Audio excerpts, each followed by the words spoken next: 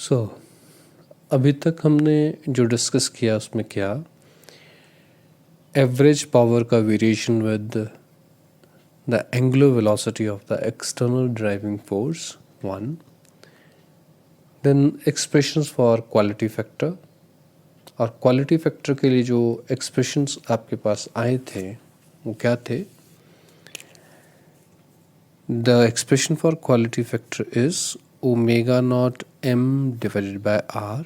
This is for mechanical oscillator, and it is omega naught L divided by capital R. This is for forced electrical oscillator, forced electrical oscillator, forced mechanical oscillator.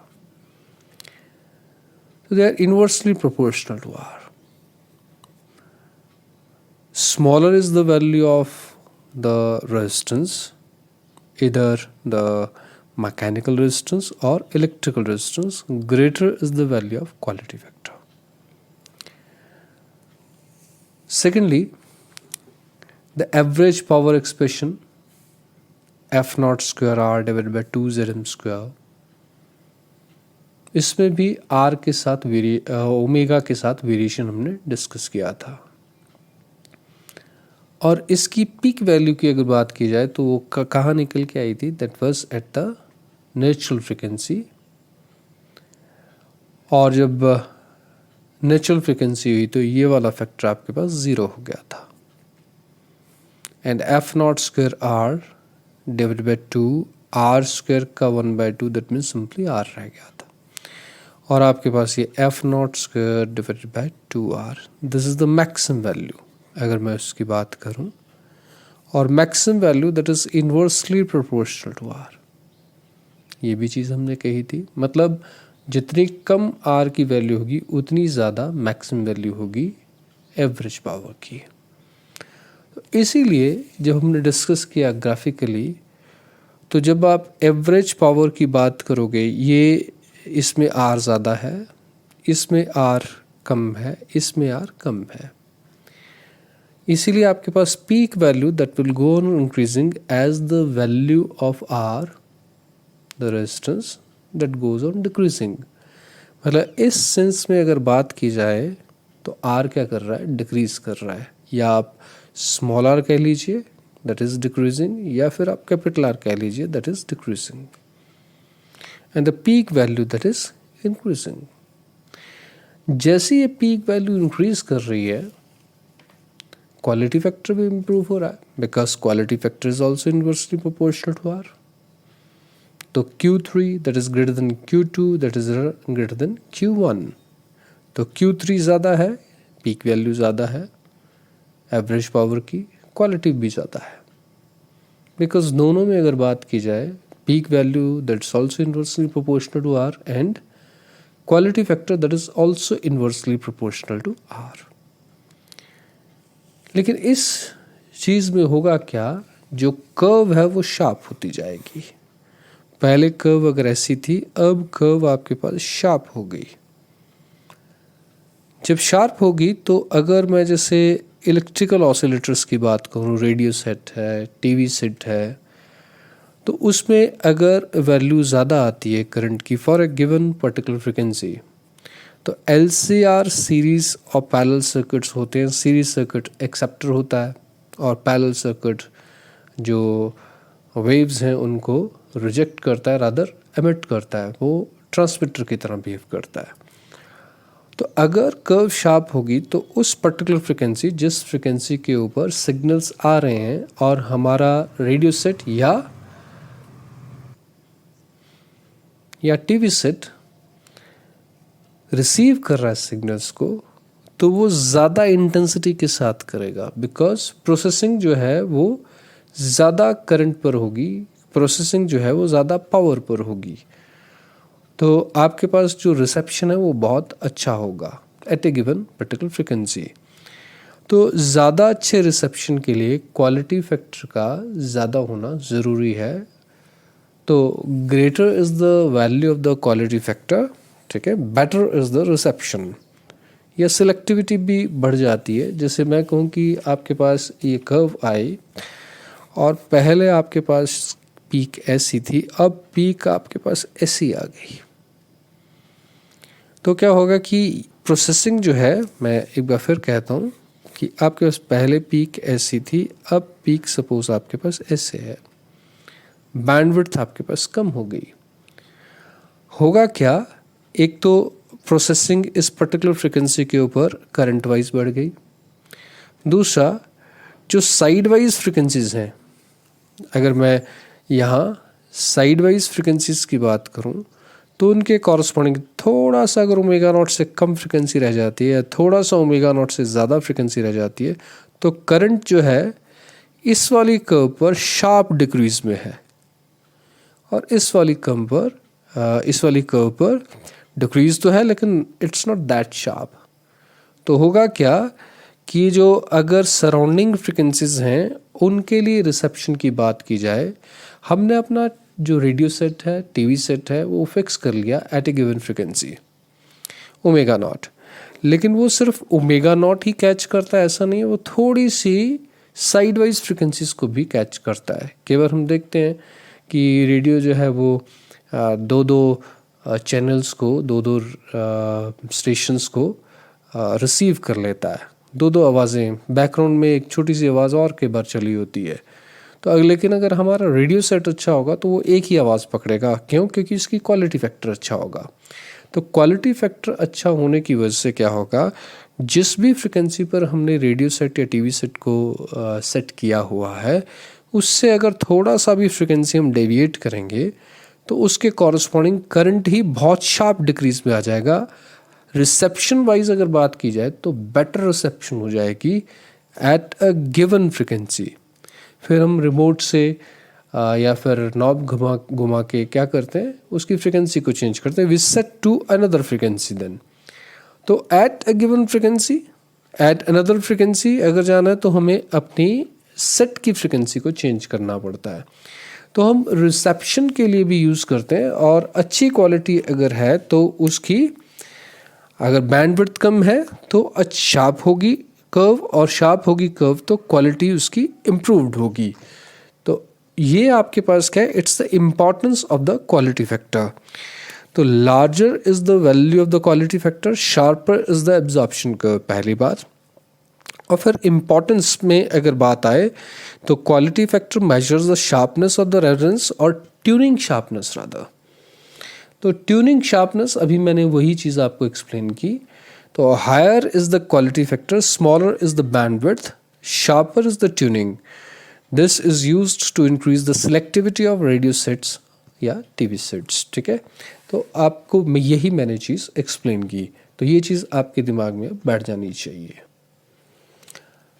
अब दो note form में चीज़ें, क्या कि quality factor के लिए आपने expression बताया omega naught L divided by R electrical oscillator के लिए। ये omega naught L divided by R, ये आपने पढ़ा होगा, it is X L, the reactance of the inductor. तो अगर आप एक्स एल के साथ करंट को मल्टीप्लाई कर दें तो वोल्टेज आएगा अक्रॉस द इंडक्टर। तो root mean square value of current, उससे मैंने मल्टीप्लाई भी कर दिया, डिवाइड भी कर दिया इस पूरे एक्सप्रेशन को, क्वालिटी फैक्टर के एक्सप्रेशन को। तो it's X L into I R M S and it is R into I R M S. तो ये क्या बन जाएगा, voltage drop across resistance divided by the applied voltage. ठीक है, ये हम सर्किट्स में स्टडी करते हैं। तो it's equal to voltage amplification rather. तो ये भी चीज़ आप दिमाग में रखिएगा। तो इस तरीके से आप इसको, क्वालिटी फैक्टर को वोल्टेज एम्प्लीफिकेशन की टर्म्स में भी आप इसको दिमाग में बिठा सकते हैं।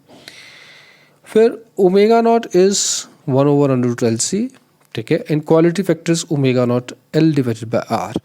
फिर अगर इसमें ओमेगा नॉट की वैल्यू को सब्स्टिट्यूट किया जाए 1/√LC, तो क्वालिटी फैक्टर को एक्सक्लूसिवली LCR की टर्म में भी हम लिख सकते हैं। ये एक्सप्रेशन भी कई बार न्यूमेरिकल पर्पसेस के लिए यूज किया जा सकता है। Now our next article is quality factor और एम्प्लीफिकेशन फैक्टर के बीच में relationship, Q value and amplification factor. Now amplification factor की डेफिनेशन वो क्या है, ठीक है, एम्पलीफिकेशन एम्पलीट्यूड से रिलेटेड है। What is the amplitude of the oscillator at the resonant frequency, आप ये देखिए। And what is the amplitude of the oscillator at low frequency, आप ये देखिए। और इन दोनों की रेशियो कंसिडर कर लीजिए। यही आपके पास एम्पलीफिकेशन फैक्टर के लिए एक्सप्रेशन है, यही डेफिनेशन है। That means it is the ratio of the amplitude of oscillator at resonant frequency to the amplitude of oscillator at low frequency. So it's A maximum divided by AL. A maximum means the maximum amplitude, that means amplitude at resonance. AL, L means at low frequency. और वो expressions आपने पहले से कर रखे हैं। Displacement amplitudes की term में बात हो रही है। तो what is the maximum amplitude? It is F naught divide by R omega double dash, ये हमने एक्सप्रेशन किया था। और आर ओमेगा डबल डैश आपके पास क्या है? S by M minus R square by 4m square under root. ये वैल्यू आपने पहले डिराइव की है। और लो फ्रिक्वेंसीज के लिए भी F not by S graph भी इवन प्लॉट किया था। तो मैक्सिमम वैल्यू और maximum value of the displacement amplitude and the value at the low frequency, ये दोनों एक्सप्रेशंस आपके पास हैं। और ये दोनों एक्सप्रेशंस आपने यहाँ सब्स्टिट्यूट कर देने। ए मैक्सिमम और ए एल की वैल्यूज़ को आप सब्स्टिट्यूट कर देंगे। एफ नॉट से एफ नॉट कैंसिल हो जाएगा और एस जो है वो ऊपर। और ये सारी चीज़ पहले से ही आपके पास क्या है? F not divided by this है, तो यह सारी चीज़ आपके पास कहाँ जाएगी? डिनोमिनेटर में। तो ये सारा R S by M minus R square divided by 4m square ratio 1/2, ये सारा डिनोमिनेटर में आ जाएगा। और ये एफ नॉट से एफ नॉट कैंसिल होके एस न्यूमरेटर में आ जाएगा। तो एस डिवाइडेड बाय दिस। और जहाँ तक सवाल एस का है, ठीक है, स्टिफनेस कांस्टेंट का है, that is m omega not square, because s by m is equal to omega not square. तो s is m omega not square. तो आपने ये वैल्यू यहाँ भी सब्स्टिट्यूट कर देनी है और ये वैल्यू यहाँ भी सब्स्टिट्यूट कर देनी है। तो आपके पास न्यूमरेटर में क्या आ जाएगा? M omega not square R, और एस बाय एम सीधा ही आप ओमेगा नॉट स्क्वायर सब्स्टिट्यूट कर देंगे। एस बाय एम सारे का सारा ओमेगा नॉट स्क्वायर माइनस ये term as it is ratio 1/2। और जैसे ही आपके पास हुआ, अब आप क्या कीजिएगा? अब आप ये ओमेगा नॉट स्क्वायर अंडरूट से बाहर निकालेंगे। जब आप ये ओमेगा नॉट स्क्वायर अंडरूट से बाहर निकालोगे तो it will go as omega not, square नहीं, सिर्फ ओमेगा नॉट। तो ये स्क्वायर नहीं है, इट्स ओमेगा नॉट। और यहाँ 1 बन जाएगा और माइनस, मतलब अगर मैं बात करूँ क्या कि आप इस एक्सप्रेशन को R omega not square minus R square divided by 4m square raised to 1/2, इसकी बात हम कर रहे हैं। तो हमने क्या किया? सपोज अंदर ही अंदर ओमेगा नॉट स्क्वायर कॉमन निकाला। क्या बचेगा आपके पास? 1 minus R square divide by 4m square omega not square, ये होल रेशो 1/2। आपने यहीं सिर्फ ऑपरेशन किया है, बाकी चीज़ वैसी की वैसी। अब आप इस ओमेगा नॉट स्क्वायर को जब बाहर लेके जाएंगे तो पावर ये 1/2 जो इस पे लगेगी, तो जस्ट ओमेगा नॉट रह जाएगा। तो आर ओमेगा नॉट इनटू ये सारी टर्म रेज़्ड टू 1/2 ऐसे आ जाएगा। तो वही चीज़ कि आपने ओमेगा नॉट बाहर निकाला और ये R square 4m square omega not square यहाँ बन जाएगा। एक ओमेगा ये न्यूमरेटर वाले ओमेगा से ओमेगा नॉट, ठीक है, एक ओमेगा नॉट न्यूमरेटर वाले एक ओमेगा नॉट से कैंसिल हो जाएगा और ऊपर एक ओमेगा नॉट बच जाएगा। तो ऊपर क्या बचेगा? m omega naught. और ये जो r है ये मैं न्यूमरेटर में ले जाऊं तो डिवीजन में ही लाना पड़ेगा, rather it is in denominator rather. तो m omega naught divided by r, क्योंकि मुझे पता है दिस इज क्वालिटी फैक्टर। और यहाँ भी आपके पास omega not m divided by r, इसका स्क्वायर है, तो ये भी क्वालिटी फैक्टर का स्क्वायर बन जाएगा।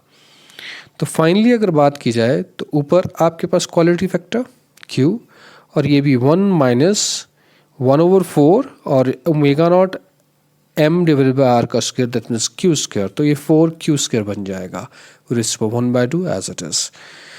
क्वालिटी फैक्टर इन जनरल बहुत ज़्यादा होता है, एक बार फिर देख लीजिए, तो ये आपके पास जब ये ओमेगा नॉट से ओमेगा नॉट कैंसिल हुआ, उसके बाद देखिए M omega naught divided by R, ये ऊपर आ गया, ये आर जो है मैं न्यूमरेटर में M omega naught divided by R ऐसा लिख रहा हूँ, है ये डिनोमिनेटर में ही, लेकिन इसको इकट्ठा कर रहा हूँ बिकॉज इट्स क्वालिटी फैक्टर।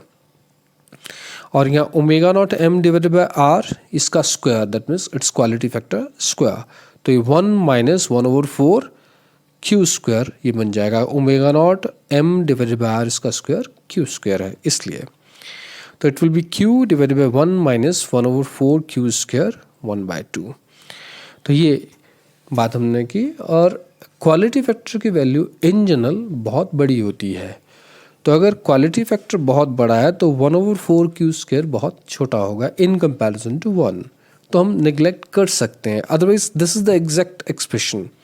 और ये अगर हमने निगलेक्ट किया तो 1 minus neglected term that means 1 ही रह जाएगी, तो इसका मतलब है जो एम्प्लीफिकेशन फैक्टर है वो क्वालिटी फैक्टर के बराबर आ जाएगा। कब? When quality factor is very very large, जो जनरली होता है। तो एम्प्लीफिकेशन फैक्टर और क्वालिटी फैक्टर की वैल्यूज सेम है because quality factor is very very large. तो this is the relation between the amplification factor and the quality factor. तो ये इस तरीके से आपका चैप्टर ख़त्म हुआ। इसके बाद अब आप इसकी असाइनमेंट्स करेंगे, तो असाइनमेंट्स ढंग से कीजिएगा, एक दो और मैं असाइनमेंट्स आपको भेज दूंगा। इसके बाद हमारा नेक्स्ट चैप्टर ही स्टार्ट होगा।